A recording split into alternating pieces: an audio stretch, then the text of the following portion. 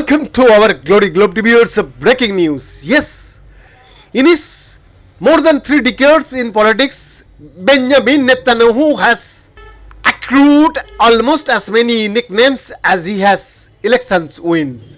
There is the magician for his uncanny ability to grab victory from the jaws of defeat, King Bibi, for staying atop Israeli politics longer than anyone else, and universally, though not necessarily affectionately, plain old Bibi, but there is another one he rebelled in, and which now appears in tatters. Mr. Security, how did it all go so wrong? It remains unclear as to how more than 1,000 Hamas militants managed to take Israel by such devastatingly deadly surprise, murdering, as President Isaac Herzog wrote, more Jews in one day than at any time since the Holocaust. And for now, Netanyahu's opponents are not calling for Netanyahu to step down. I am not dealing now with who is to blame or why we were surprised, said former Prime Minister Yair Lapid, now leader of the opposition. It is not the time, it is not the place. But that time and place will come. Indeed, according to Amit Segal, the chief political commentator for Israel's Channel 12, the surprise would be if Bibi's prime ministership survives this war. It would set a national precedent, he told CNN. Israeli history has taught us that each and every surprise and crisis led to the collapse of the government. That was the case in 1973 with Golda Meir, in 1982 with Menachem Begin in the first Lebanon war, and in 2006 with Ehud Olmert in the second Lebanon war. The clock is ticking.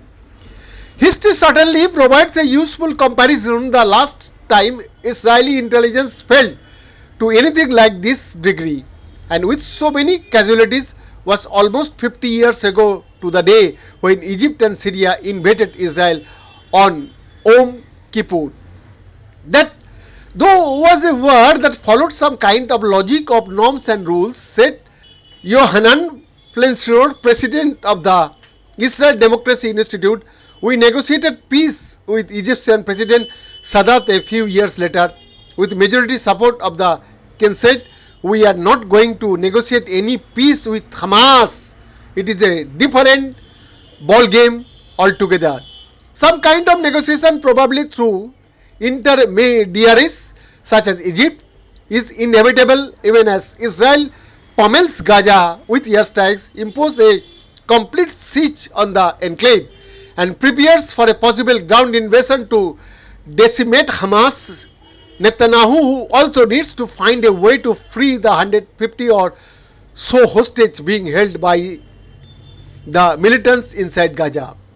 This would have been a tall order in Netanyahu's prime, but after 10 months of facing down protest against his controversial and divisive judicial overhaul, his corruption case, and a near-death experience, this is battered and beaten Bibi, not the vintage version. It may come as sad consolation to him that Hamas has managed to reunite Israel. The last thing Israelis care about right now is Netanyahu's political career, said Plenshur, who also serves in the reserves of the Israeli Special Forces, where he is in a major. It is also worth remembering that Bibi has been written off countless times before, only for him to return, terminated like to trounce his opponents. This time, though, feels different. This time, he is being forced into a war he did not choose, when he may have been distracted by other things. Focusing on the judicial overall did not help, said Channel 12 Segal, but this invasion by Hamas, he said, would have been planned 12 to 18 months ago when Netanyahu was in opposition. The miscalculation, he said, was that Hamas was after economic concession and a softening of Israel's blockade on Gaza.